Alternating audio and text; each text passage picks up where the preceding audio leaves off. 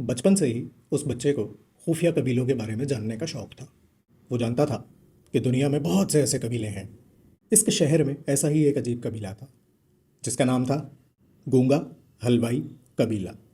उनका एक बड़ा सा घर था, कोई अंदर नहीं जा सकता था, और अगर कोई जाने की कोशिश करता तो कबीले वाले उसे घूरते और डांट देते। बच्चा यह ज़रूर जानता था कि यहाँ कुछ लोग रहते हैं जो ना कुछ बोलते हैं ना कुछ सुनते हैं, सिर्फ हलवा खाते हैं और एक ही बात कहते हैं, मसाला हल कर दिया गया है। और इनका अंदाज छुपा रुस्तम सा।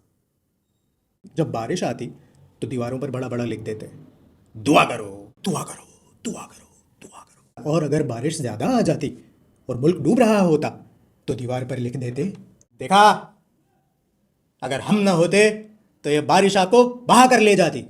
बच्चा अभी था तो छोटा, पर था शरारती। एक दिन खेलते खेलते कबीले की उसी दीवार के पास जा पहुंचा। उसने अपना कान दीवार से लगाया। अंदर से कुछ अजीब आवाजें आ रही थी। दीवार बहुत लंबी, लेकिन एक सुराख था। बच्चा उसकी तरफ भागा और उसमें से झांका। कुछ लोग एक बड़ी गोल टेबल पर बैठे हलवा खा रहे थे। उनके सामने कुछ कागजात रखे थे और वो हर थोड़ी देर बाद एक कागज उठाते, उस पर कुछ लिखते और एक आवाज़ आती, मसला हल कर दिया गया है। बच्चे को कुछ समझ नहीं आया, मसला था क्या और हल क्या निकला। लेकिन हलवा देखकर अब उसे भी तलब होने लगी थी। उसने हिम्मत करके दीवार पर एक बड़ा पत्थर मारा।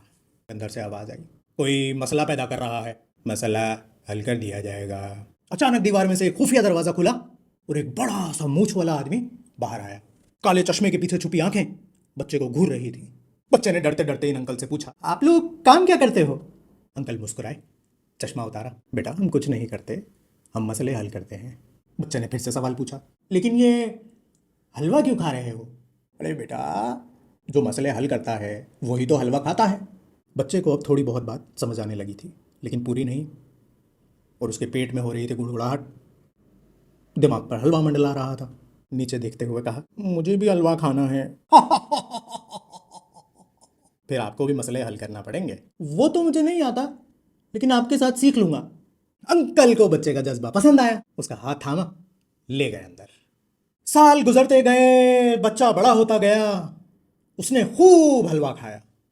उसे हर जगह ले जाया गया, उसे हर चीज़ दिखाई गई, उसे हर बात बताई गई, और वक्त आने पर उसे एक कुर्सी दी गई, सदारत की कुर्सी।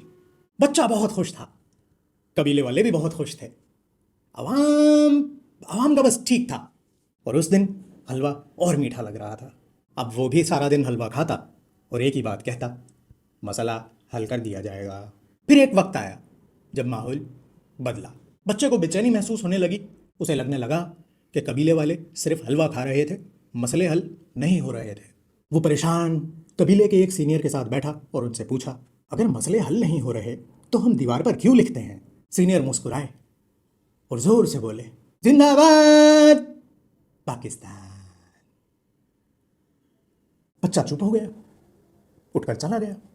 काफी दिन बेचैन परेशान गुमसुम घूमता रहा, हलवा खाता रहा, लेकिन अब वो भी मीठा नहीं लग रहा था।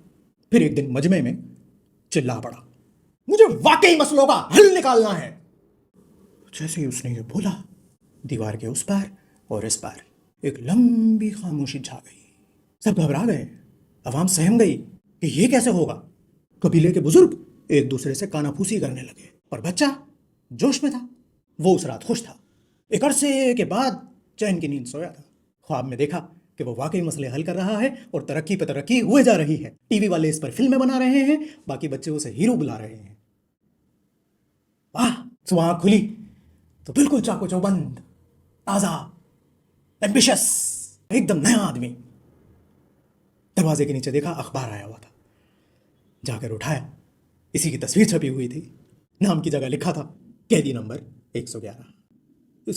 इतने में एक नन्ना मुन्ना धमाका सुनाई दिया। जो ही अखबार से नजर हटाई, मुस्टंडे दरवाजा तोड़कर अंदर घुस चुके थे। मैले कुचैले कपड़ों की तरह इसे एक पोटले में लपेटा, पहले डाले में फेंका, फिर हवालात में। कबीले की दीवार पर लिखा है, मसला हल कर दिया गया है। कैदी नंबर 111 सरतारा जेल में। कहानी खत्म।